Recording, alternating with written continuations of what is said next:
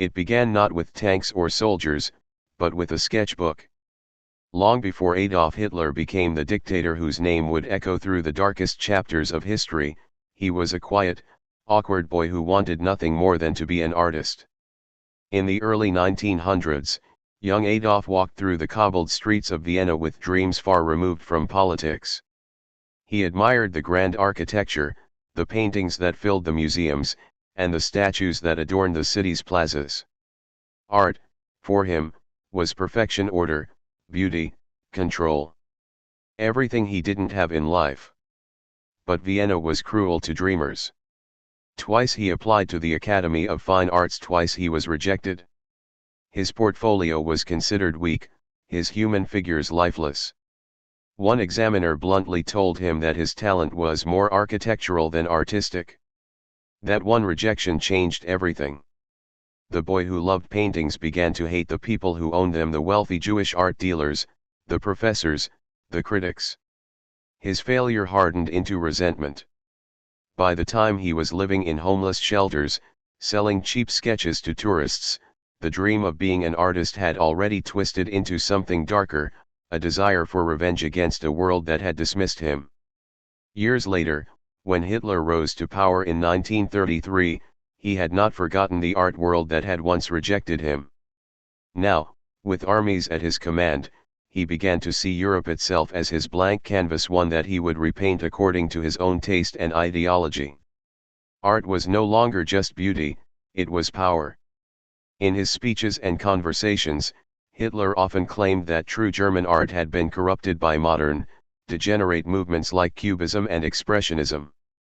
Picasso, Matisse, Kandinsky, to him, they were symbols of cultural decay. What he wanted instead were the pure, classical masterpieces of the Renaissance, the perfection of Michelangelo, the order of Raphael, the realism of Vermeer. Those were the works worthy of his new empire. So, while the world prepared for war, Hitler prepared for something else, the greatest art theft operation in history. His dream was the Führer Museum, a massive museum he planned to build in his hometown, Linz, Austria. It would be, in his words, the cultural capital of the world, containing the most magnificent art ever created. The irony was tragic. The failed artist who could never hang his own paintings in a gallery was now determined to fill an entire city with the stolen genius of others. When Germany invaded Poland in 1939, the tanks rolled in, but behind them came men in plain uniforms, art historians, curators, and officers of a secret Nazi unit known as the Einsatzstab-Reichsleiter Rosenberg, Air. Their mission was not to fight, but to collect. They carried detailed lists of Jewish art dealers, museum inventories, and private collections. Within weeks, priceless paintings and sculptures were being packed into crates and loaded onto trains heading west to Germany. In Warsaw, Krakow, and Paris, art was being looted on a scale never seen before in human history. Hitler's men took everything: paintings, manuscripts, statues, even church bells and stained glass windows. Jewish collectors and families, some of whom had spent generations building their private galleries, watched helplessly as their possessions were confiscated for the Reich. The Nazis called it protection. In reality, it was plunder, systematic and ruthless. In France alone, more than 100,000 works of art were seized, including pieces by Monet, Renoir, and Van Gogh. Even the Louvre was not entirely safe. When Paris fell, teams of German officers walked through its grand halls, tagging which masterpieces should be sent to Berlin and which could be kept as personal gifts for Nazi officials. Hitler himself became deeply involved. He demanded to see catalogues of the looted works. He would mark the ones he wanted for his Linz museum, while others were sent to Hermann Göring, the Luftwaffe commander, who had built his own private gallery at his estate, Karen Hall. Göring was shameless. He often visited the air warehouses in Paris and casually picked up paintings as if shopping in an art store. There are photographs of him smiling beside crates labeled Da Vinci or Rubens, while entire families were being deported to concentration camps. For them, art was not beauty anymore, it was a trophy of conquest. Meanwhile, Hitler's vision for his museum grew grander. He commissioned architects to design a massive building with marble halls and domed ceilings. Plans were drawn up showing galleries dedicated to German masters like Dürer and Kranich, and special rooms for the Italian Renaissance. He even dictated the exact placement of certain paintings, imagining how sunlight would fall upon them through the windows of Linz. Every stolen artwork was to be catalogued and prepared for its place in the new cultural order. He often said that after the war, the Führer Museum will show what true art means and the rest will be forgotten. The rest, of course, referred to the so-called degenerate art, modern works by Jewish and avant-garde artists, which he despised. Thousands of these were burned, destroyed, or sold secretly to fund the Nazi war machine. But art has its own kind of resistance. Across Europe, curators, monks, and villagers risked their lives to hide paintings before the Nazis could take them. In France, the staff of the Louvre secretly replaced real masterpieces with fakes before the Germans arrived. The Mona Lisa was smuggled out of Paris in a plane truck, hidden under mattresses. In Poland, church caretakers buried centuries-old icons underground. In Italy, priests concealed statues in wine cellars. It was a quiet, invisible war, a war fought not with guns, but with secrecy and courage, to protect the soul of civilization itself. By the early 1940s, the Nazi art theft had become a full-blown empire of its own. Trains loaded with crates of paintings crossed Europe daily. Salt mines in Austria and Germany were converted into underground storage vaults, perfect hiding spots, safe from Allied bombings. Inside these mines, the temperature was cool, the humidity low, ideal conditions for preserving art. It was as if the treasures of humanity had been swallowed by the earth itself. And yet, through all this, one irony remained: Hitler, the man orchestrating the greatest art collection in history, could never have painted a masterpiece himself. His museum, his obsession, his entire vision, it was all a monument to the failure of the artist he once tried to be. The brush he had dropped in Vienna had been replaced by an army. The sketchbook had become a blueprint for theft.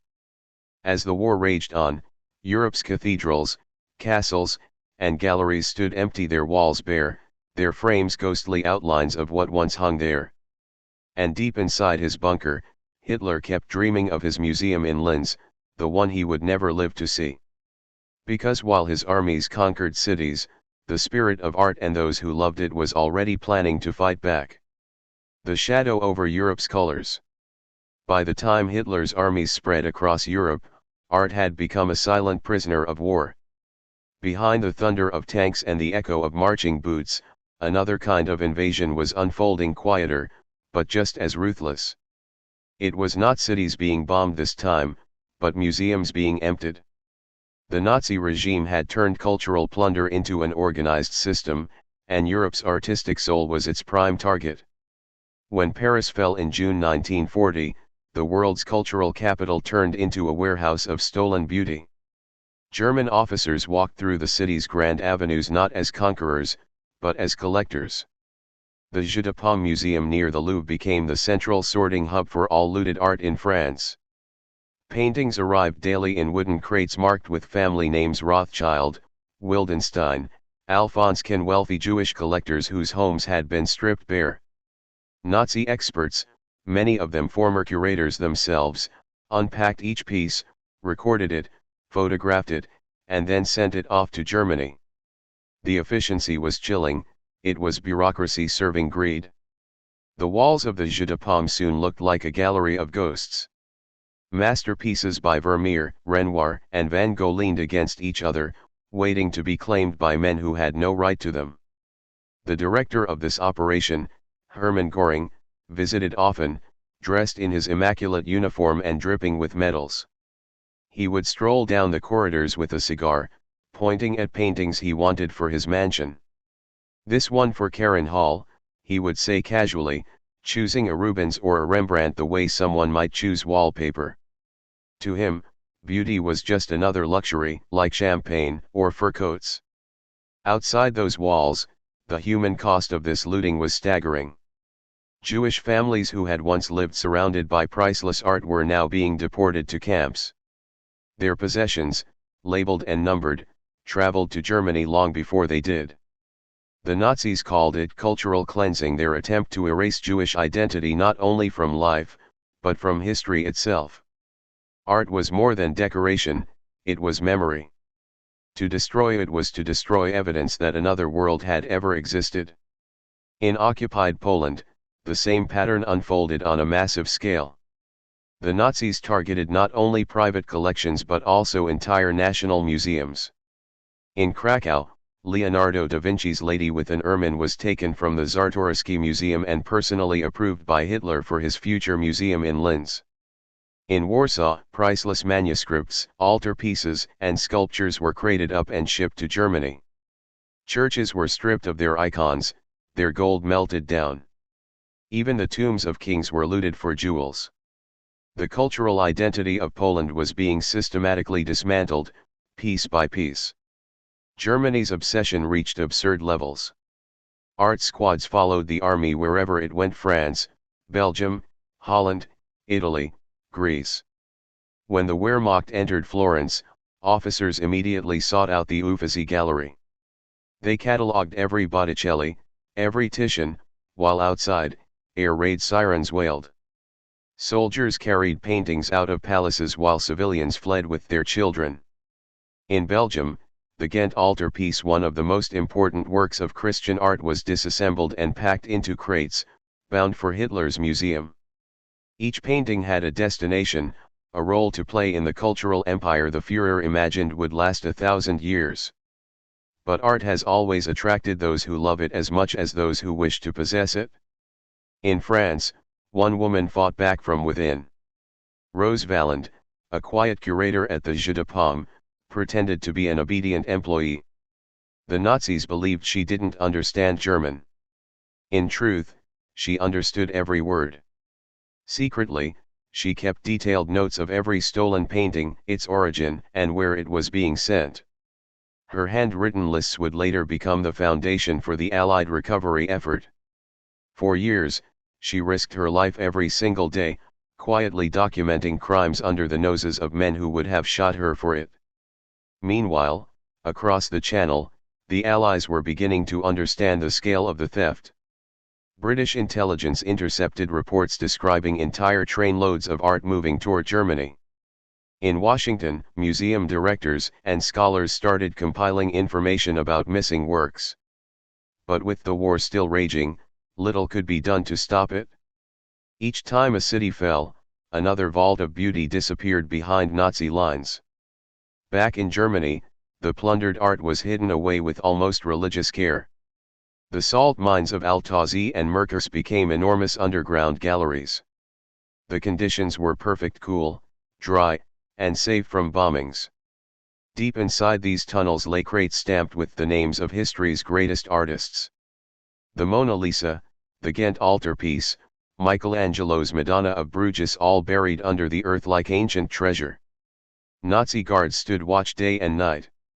Hitler believed that once the war was won, these masterpieces would be the foundation of his new world order. He even imagined world leaders visiting Linz to see his museum, bowing to the artistic glory of the Reich.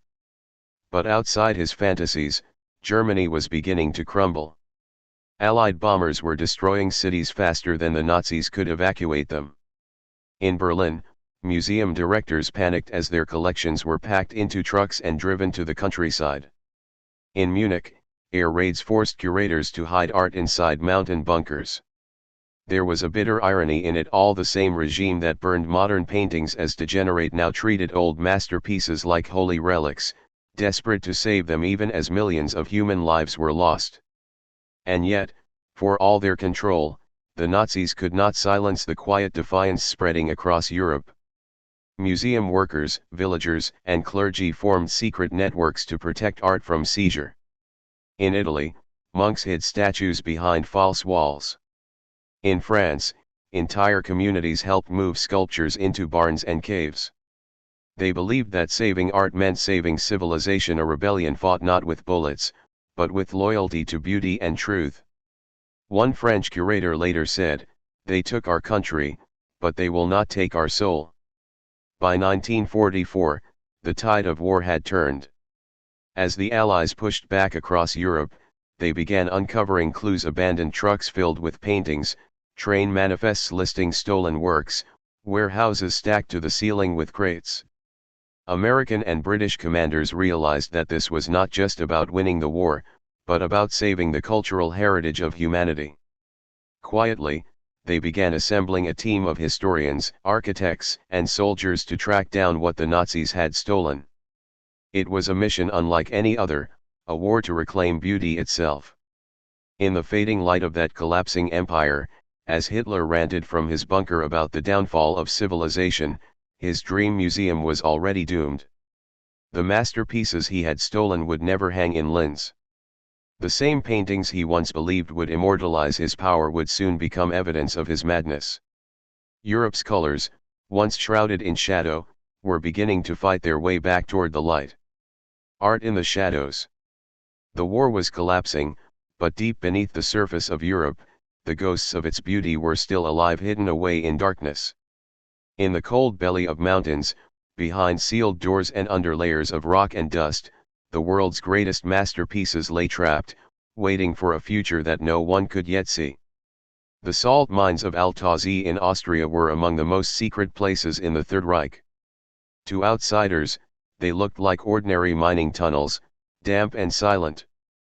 But inside, deep under the earth, the Nazis had built one of the largest underground art vaults in human history. Crates stretched down endless corridors, stacked like coffins, each stamped with the name of a museum or collector long destroyed.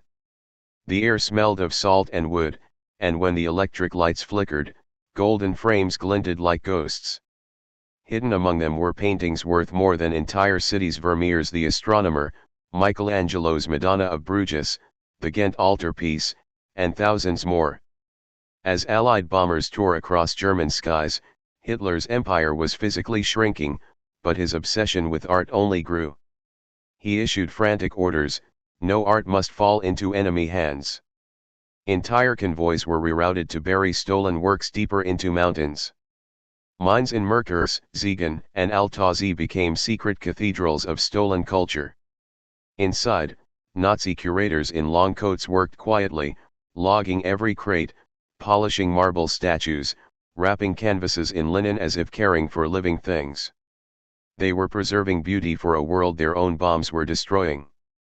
But the mines were also a reflection of fear. By 1945, Germany was burning. Berlin was under siege. Hitler, now trapped in his bunker, raved about betrayal. In desperation, he issued the Nero Decree, an order to destroy everything of value if the Reich was to fall: bridges, factories, even cultural treasures. If we lose, he said, let the world go down with us.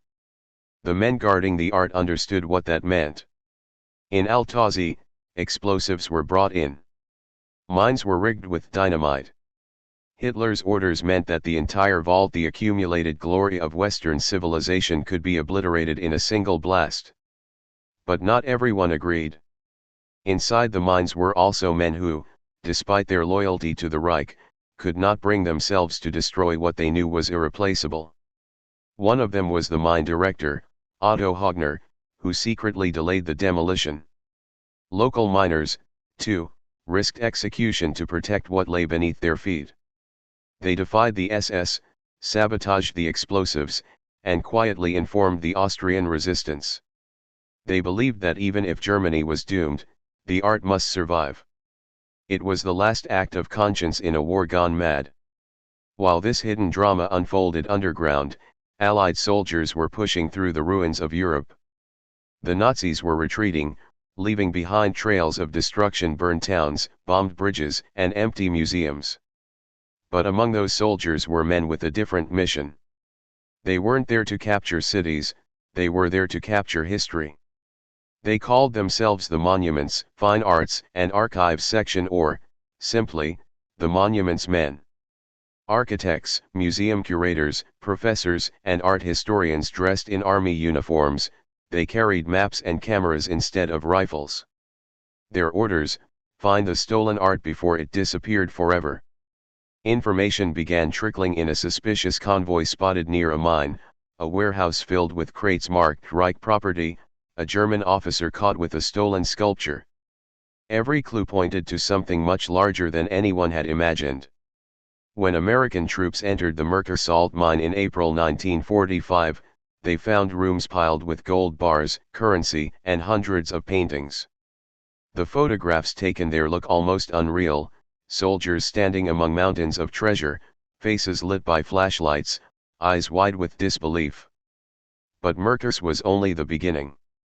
In May, the Allies reached Altazi. Local miners led them to the sealed tunnels. When engineers pried open the wooden doors, cold air rushed out and then light hit the first row of crates. Inside, they found the Ghent altarpiece, perfectly preserved, still glowing with color after years in darkness. Nearby lay Michelangelo's Madonna of Bruges, her marble skin untouched by war. Around her were thousands of canvases wrapped in brown paper, each tagged and catalogued with meticulous German handwriting. What they uncovered was beyond imagination: over 6,500 paintings, sculptures, and manuscripts from across Europe, all hidden in those mountains. The soldiers moved slowly through the tunnels, whispering as though afraid to wake something sacred. Some of them later said it felt like walking through a tomb, not of death, but of memory. Here lay centuries of human genius, the hands of Da Vinci, the light of Rembrandt, the vision of Raphael. And all of it had survived not because of orders or armies, but because of the quiet defiance of a few people who refused to let beauty die. In Munich, Frankfurt, and other cities, the monuments men set up temporary collection centers. Trucks arrived daily with recovered art, some looted from palaces, others from train cars abandoned in the woods. Each piece had to be identified, photographed, catalogued, and prepared for return to its rightful country. The task was overwhelming. In a world where entire families had been erased, finding the original owners of paintings felt almost impossible. Still, they worked relentlessly. To them, restoring art was a way of restoring dignity, proof that civilization had survived the barbarism of war. Meanwhile, in the ruins of Berlin, Hitler was gone. His grand museum in Linz would never be built. The blueprints were found in piles of debris, covered in dust. All that remained of his dream were the crates of stolen art, silent witnesses to the madness of a man who wanted to own beauty but could never understand it. In the final irony, many of the artworks he had planned to destroy were saved by people he would have considered unworthy: Allied soldiers, Jewish curators, Austrian miners, and women like Rose Valland, who had risked everything to record the truth. In the months after the war, trains began moving again, but this time in reverse. Crates were shipped back to France, Belgium, and the Netherlands. Crowds gathered as museums reopened, their walls slowly filled once more with color. The Mona Lisa returned to the Louvre. The Ghent altarpiece went home to Belgium. Yet thousands of pieces remained missing, scattered across Europe or lost forever. Some hung quietly in private homes, some lay forgotten in dusty attics, others vanished into the black markets of history. The mines were sealed, the war was over, but the question remained: could beauty ever be separated from the horror that had surrounded it? The world had seen how easily civilization could be stripped away, and yet, inside those tunnels, it had also witnessed something extraordinary, that even in humanity's darkest hour, there were still people who believed in light. As one American officer wrote in his journal while standing inside Altazi, surrounded by centuries of stolen art, "These are not just paintings. They are proof that we were once human." The Monuments Men, America's secret art war. When the war finally began to crumble, Europe lay in ruins, but hidden within its ashes were fragments of something worth saving. Cities were reduced to rubble, churches stood roofless, and entire nations were exhausted. Yet, amidst this devastation, a quiet mission began, one that had nothing to do with conquest or revenge. It was a mission to restore what Hitler had tried to erase, the soul of civilization itself. They were not typical soldiers. Their helmets were too big, their boots too clean, and their hands too delicate for war. They were museum curators, architects, sculptors, art professors, men and women who had left classrooms and galleries to wear uniforms. They called themselves the Monuments, Fine Arts and Archives section, the Monuments Men. Their weapons were clipboards and maps, their battlefield was history. The group was formed in 1943 under pressure from American and British scholars who feared that Europe's artistic heritage was being destroyed by war. General Eisenhower approved the idea, understanding that victory would mean little if the world's greatest art perished with it. Soon, small teams of specialists were attached to Allied units, their mission simple but overwhelming: protect monuments, rescue artworks, and track down everything the Nazis had stolen. The Monuments Men arrived in Europe after D-Day, moving with the advancing Allied armies. They traveled in jeeps packed with tools, cameras, and notebooks, following rumors and scraps of intelligence. Their work began in the bombed-out towns of France and Belgium, where churches and cathedrals stood scarred but not broken. In Chartres, they covered a medieval stained glass window with wooden panels to protect it from shrapnel. In Florence, they worked alongside Italian restorers to save Renaissance frescoes from collapsing walls. Each act, no matter how small, was an act of defiance, proof that culture would not be another casualty of war. But the hardest part came after liberation, when the scale of Nazi looting was revealed. Warehouses filled with stolen art were discovered in Paris, Munich, and Nuremberg. Entire trains loaded with paintings were found abandoned in forests. The Monuments Men divided into search teams, following lists compiled by people like Rose Valland, the quiet French curator who had risked her life to record every Nazi shipment. Her notes became a treasure map of Europe's missing art. As the Allies pushed deeper into Germany, the discoveries grew more surreal. In May 1945, they reached the Altaussee salt mine in Austria. The soldiers who entered those tunnels were greeted by a silence that felt almost sacred. Crates filled the chambers from floor to ceiling, each labeled with the name of an artist or museum. It took weeks to catalog everything: Vermeer's The Astronomer, Michelangelo's Madonna of Bruges, and thousands of paintings that had vanished years before. When they realized what they had found, even the battle-hardened soldiers stood speechless. "We're not just saving art," one of them said quietly. "We're saving history." The recovery process was as delicate as surgery. Each crate had to be lifted carefully onto trucks, transported across broken roads, and stored in safe depots. The Monuments Men often drove through still dangerous territory, avoiding snipers and mines. They slept in barns, ate army rations, and used candlelight to examine priceless paintings. Some joked that they were the world's strangest soldiers, but they understood the weight of their mission. Behind every canvas was a story, a family, a culture, a civilization nearly wiped out. In Munich, the Allies established a central collecting point inside a former Nazi administration building. There, rescued artworks from all over Europe arrived daily, sometimes hundreds in a single shipment. The Monuments Men turned the place into a massive, improvised museum. Hallways were lined with Rembrandts and Raphaels, staircases leaned with statues and marble busts. Photographers documented every piece, archivists logged serial numbers, and historians tried to trace the origins. It was a race against time, not just to return art, but to preserve memory before it disappeared into post-war chaos. But restitution wasn't simple. Many owners had died in concentration camps, entire families had vanished. Who could claim their paintings now? For the Monuments Men, this became a moral question as heavy as any bomb. They debated whether a nation could truly own art, or if it belonged to humanity as a whole. Still, they worked tirelessly to return what they could. Trains were sent back to Paris, Brussels, Amsterdam, and Warsaw. When the first recovered artworks were unveiled in their home museums, people wept. It was as if the colors of life had returned after years of gray. Among the Monuments Men, some names became legends. George Stout, a conservator from Harvard, was one of the leaders. Calm under pressure, endlessly resourceful. James Rorimer, who later became director of the Metropolitan Museum of Art, worked side by side with Rose Valland in France. There was also Captain Robert Posey and Sergeant Lincoln Kirstein, who discovered the Altauzi mine. These men had no medals waiting for them, no fanfare. Most of their victories went unreported. They didn't fight for glory, they fought for meaning. As months passed, the mission expanded beyond Europe.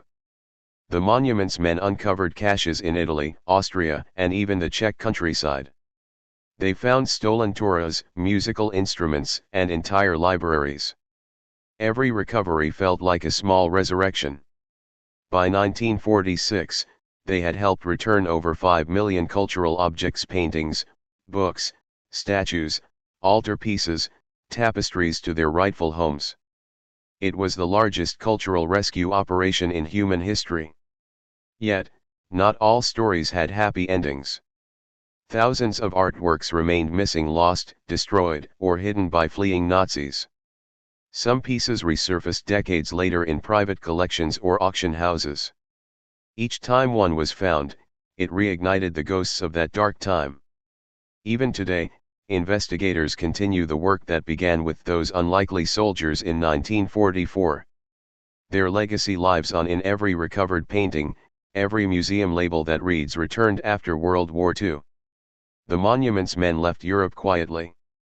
Most returned to their normal lives, back to museums, classrooms, and universities. They never saw themselves as heroes. When asked about their work, one replied, "We were just trying to save a part of what makes us human." But history would remember them differently. In an age of destruction, they had chosen preservation. In a time of hate, they had chosen beauty. In 2014, decades later, their story finally reached the big screen in the film The Monuments Men, reminding the world of the strange, noble war fought not with bullets, but with compassion. But the real men and women behind that name didn't need Hollywood to define them. They had already proven that art, fragile, silent, and timeless, could outlast empires. As Europe rebuilt itself from the ashes, museums reopened, and the colors returned to walls once bare. But the shadow of what had been lost still lingered, a reminder that even beauty can be a battlefield. Hitler's dream museum never rose from the ground. Instead, what survived was the very thing he tried to destroy: the diversity of art, the freedom of creation, and the belief that no one can own beauty forever. In the end, the monuments men didn't just save paintings. They saved proof that humanity, even at its lowest, could still reach for something higher, that art, like hope, can survive anything.